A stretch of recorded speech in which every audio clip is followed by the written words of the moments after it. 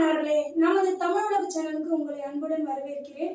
உலகில் எந்த நாட்டில் வேணாலும் நீங்க வாழலாம்.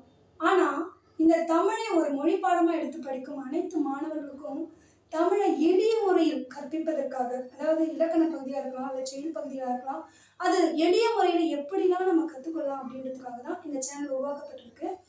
நீங்க இந்த சேனலை மறக்காம பாருங்க, சப்ஸ்கிரைப் பண்ணுங்க, உங்க நண்பர்களுக்கும் ஷேர் பண்ணுங்க, லைக் பண்ணுங்க, கேட்குற கேள்விகளுக்கு உடனே கமெண்ட்ஸ் பண்ணுங்க. அப்பதான் எனக்கு ஒரு மோட்டிவேஷனா இருக்கும். மாணவர்களே, நம்ம யாப்பிலக்கணத்துல யாப்பின் உறுப்புகள் 6 அப்படின்னு படித்தோம். அதுல எழுத்து, அசை, சீர், தலை, அடி, தொடை.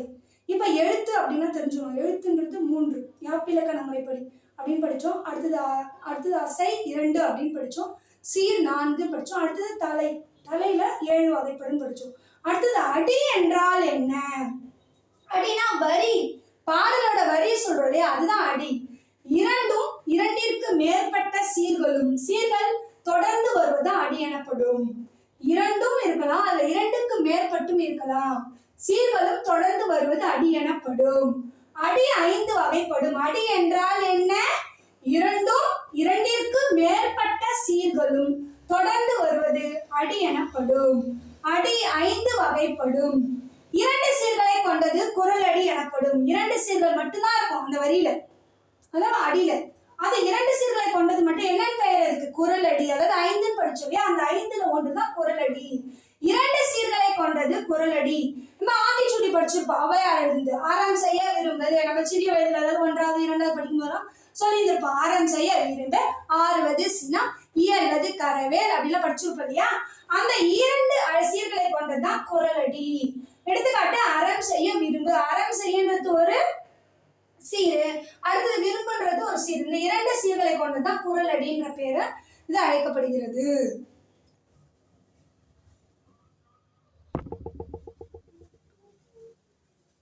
அடுத்தது 3 சீர்களை கொண்டது சிந்தடி. 2 சீர்களை கொண்டது குரல் அடின்னு சொன்னோம். அதுக்கு எடுத்துக்காட்டு அறம் செய்ய விரும்பு அப்படின்னு சொன்னோம் இல்லையா. 3 சீர்களை கொண்டது சிந்தடி. 3 சீர்களை கொண்டது சிந்தடி.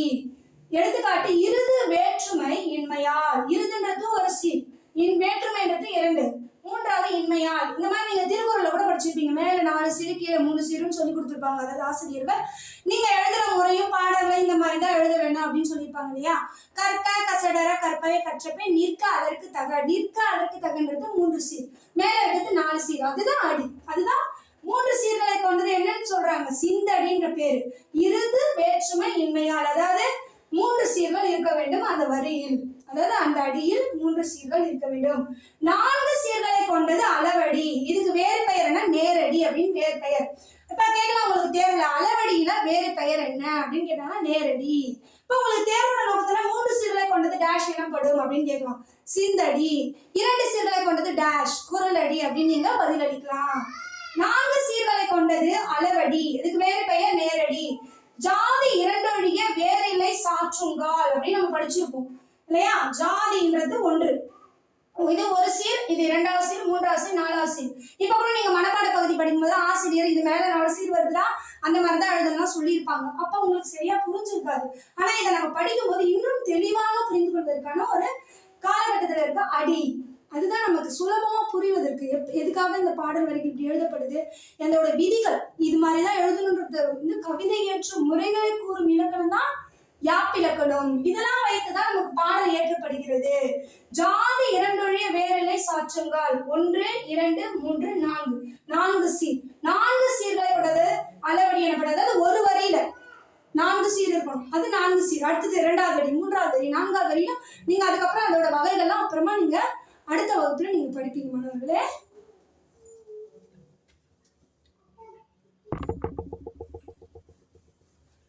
அடுத்தது 5 சீர்களை கொண்டது நெடிலடி. 5 சீர்களை கொண்டது டேஷ் எனப்படும், நெடிலடி எனப்படும். அந்த வரியில 5 சீர்கள் இருக்கும். இந்த மாதிரி எடுத்துக்காட்டு, குறிலே நெடிலே குறிலினை ஏனை குறி நெடிலே. இது ஒரு சீர், இது 2வது சீர், 3வது சீர், 4வது சீர், 5வது சீர். 5 சீர்களை கொண்டது நெடிலடி. 5 சீர்களை கொண்டது நெடிலடி. அதுக்கு எடுத்துக்காட்டு பார்த்தோம். இப்ப அடி என்றால் என்ன அப்படின்னு படிச்சோம். 2 அல்லது 2க்கு மேற்பட்ட சீர்கள் தொடர்ந்து வருவது அதுதான் அணி எனப்படும். அந்த அடி 5 வகைப்படும். ஒன்று குறளடி, சிந்தடி, அடுத்தது என்னது அளவடி, 5 சீர்களை கொண்டது நெடிலடி அப்படின்னு படிச்சோம் இல்லையா. அடுத்தது கழி நெடிலடி என்ன அப்படின்னு தெரிஞ்சுக்க போறோம்.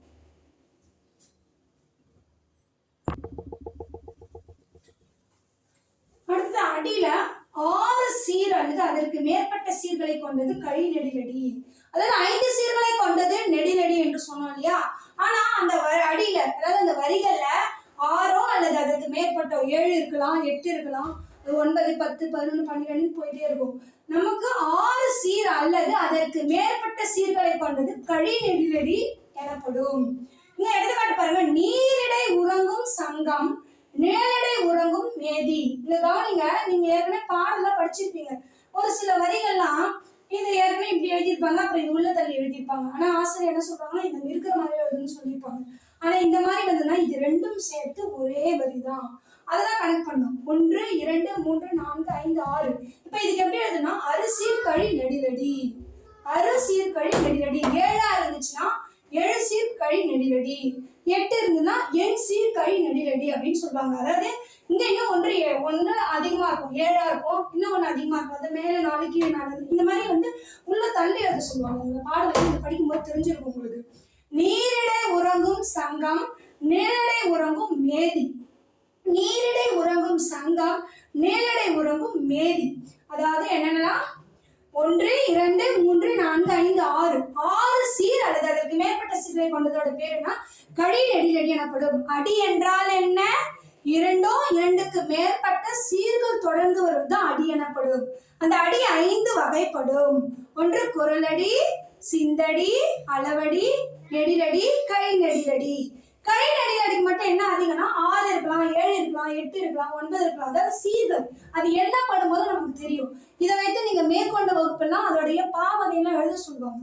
அப்ப இன்னும் உங்களுக்கு தெளிவாக புரியும் மாணவர்களே.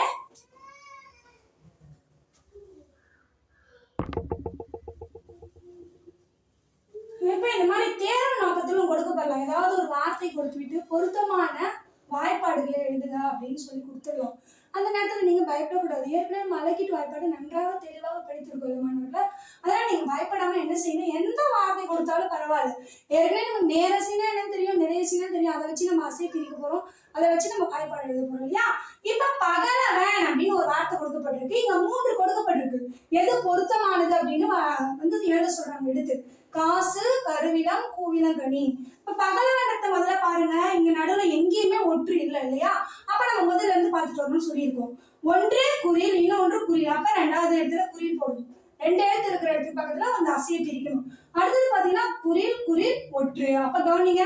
இரு குறில் வந்தா என்ன? நிறை. 2 எழுத்து வந்தாலே என்ன? நிறை. இங்க 2 எழுத்து ஒரு ஒற்று இருந்தா அப்ப நிறை. நிறை நிறை என்ன? கருவிலம். அப்ப நீங்க இதை டிக் பண்ணிட்டு கருவிலம் எடுத்து எழுதிடலாம். சரியா? வெற்றிடம் கவனிங்க. இது வந்து குறில், அடுத்தது ஒற்று இருக்கு, அதனால அதை பிரிக்கிறோம். இப்ப குறில் ஒரு ஒற்று இருந்தா நேர். அடுத்தது பாருங்க. 2 குறில் ஒரு ஒற்று இருந்தா அது பிரிக்க கூடாது, அப்படியே எழுதுறோம். நேர் நிறை கூவிலம். கூவிலம்ன்றது சரியான பதில். இது மாதிரிலாம் உங்களுக்கு வார்த்தைகள் கொடுக்கப்பட்ட தேர்வு நோக்கத்துல வார்த்தைகள் கொடுக்கப்பட்டு இல்ல திருக்குறள் கொடுக்கப்பட்டு கூட அந்த கடைசி ஈற்று சீர் வந்து எந்த வாய்ப்பாட்டு முடியுது அப்படின்னு கூட உங்களுக்கு கேட்கலாம். இந்த மாதிரி வார்த்தைகளும் கொடுத்து உங்களுக்கு கேட்கப்படும். மலர்ச்சி. இப்ப நம்ம ஏற்கனவே என்ன சொல்லியிருக்கோம், 2 ஒற்று இருந்தாலும் ஒரே ஒற்றை தான் கருதணும் அப்படின்னு சொல்லியிருக்கோம். அந்த 2 ஒற்று போடுங்க. அடுத்தது பாருங்க. மான்றத்து குறில், லான்றத்து குறில். அப்ப இரு குறில் ஒரு ஒற்று இருக்கு. அப்ப அதுனா பதில் நிறை. சீன்றத்து நேர். அப்ப நிறை நேர் புலிமா. புலிமா தான் சரியான பதில். தயவு செய்து மாணவர்களே, நீங்க பார்க்கின்ற மாணவர்கள் தயவு செய்து அனைவரும் என்னுடைய சேனலை சப்ஸ்கிரைப் பண்ணுங்க. சப்ஸ்கிரைப் பண்ணாம மறக்காம சப்ஸ்கிரைப் பண்ணுங்க. தயவு செய்து சப்ஸ்கிரைப் பண்ணுங்க மாணவர்களே. உங்க நண்பர்கிட்ட இதை ஷேர் பண்ணுங்க. நன்றி மாணவர்களே. அடுத்த வகுப்பில் சந்திப்போம்.